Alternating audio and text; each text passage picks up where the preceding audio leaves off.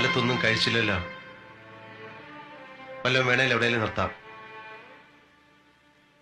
പറഞ്ഞു കേട്ടോ. ഇടയ്ക്ക് നിർത്തി ഈ യാത്രയുടെ സുഖം കളയണോ? എനിക്കൊരു അപേക്ഷയുണ്ട്. എന്റെ വീട് വരെ സേതുട്ടം വരരുത്.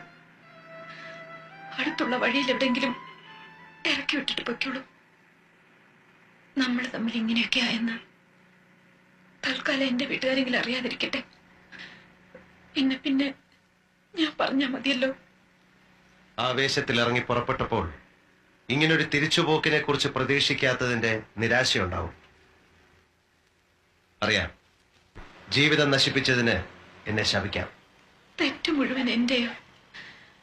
എല്ലാം കേട്ടിട്ട് ഇന്നലെ ശ്യാമയോ അതാ പറഞ്ഞത്.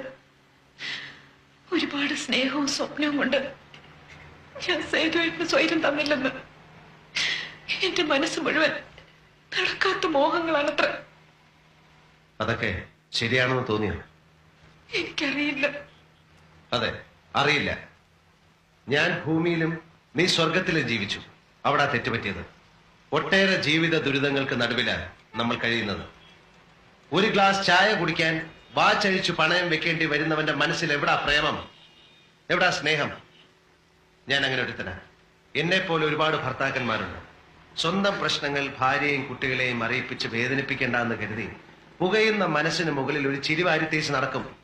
നിവർത്തികേട് കൊണ്ടാ, മനഃപൂർവ്വമല്ല. അത് മനസ്സിലാക്കാൻ ഒരു ഭാര്യയ്ക്ക് കഴിഞ്ഞാൽ അവിടെയാണ് സ്നേഹത്തിന് വിലയുണ്ടാവുന്നത്, ജീവിതത്തിന് ഭംഗിയുണ്ടാവുന്നത്. ഞാൻ നിന്റെ ഭർത്താവ് മാത്രമല്ല, മകനാണ്, ജ്യേഷ്ഠനാണ്, അനുജനാണ്, അമ്മാവനാണ്, അളിയനാണ്. അങ്ങനെ ഒരുപാട് ഉത്തരവാദിത്തങ്ങൾ എനിക്കുണ്ട്. പ്രേമ വിവാഹത്തിലാണ് എന്നും സ്വന്തമാക്കലും പോരാ പോരാ എന്ന തോന്നലുമൊക്കെ കൂടുതലുള്ളത്. വൈകിപ്പോയി എന്നറിയാം. എങ്കിലും എനിക്കെന്റെ തെറ്റുകൾ മനസ്സിലാവുന്നുണ്ട്. വ്യക്തമായിട്ട് മനസ്സിലായോ?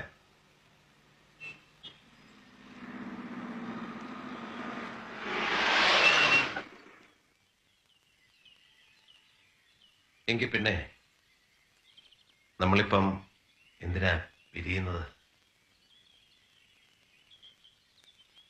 ഒരിക്കൽ പാതി വഴിക്ക് നിന്നുപോയ നമ്മുടെ ആ ഹണിമൂൺ ട്രിപ്പില്ലേ ഊട്ടിക്ക്, അവിടുന്ന് വീണ്ടും തുടങ്ങാം അല്ലേ?